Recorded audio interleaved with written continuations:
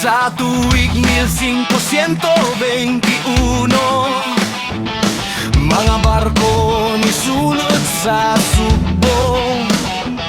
Si Magellan gikan sa Espanya, nang gitaubahan di sa kalibutan niya. Ang bahandi nga sa makagwapo ni Waras kay baby Ana-Mana.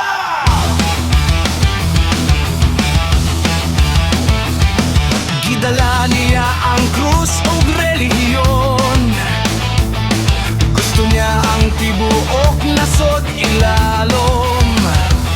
Siraha humabon midawat kaniya, apan sa magtan adunay supak niya. Hasta si Wars kay baby supak niya. Matik na sila pula-pu dato sa magtan, maisog na bayani sa atong kabanwahan. Wala masuko sa langyaw nga mandog, ipanalipdan ang buhat na tauhan na to. O ipanalipdan niya si Wars kay nga taga-Bohol. Matik na sabay mayon sa magtan nagatubang mga kampilan, misidlag sa kabutagon na umno si Magellan sa gubat dito. Kadungganan nila pula-punan pabilin hangtod karon. Og si Wars kay baby nga taga Santa Fe, nagpabilin nga pogi hangtod karon.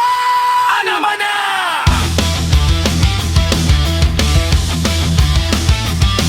Sa iyong buntag nagsugod ang away, mga sundalo ni Magellan nangapil di sa baybay. Manaag sa adlaw ug kusog sa hangin, mga tawo sa maktan wala gyud nahadlok pisang gamay.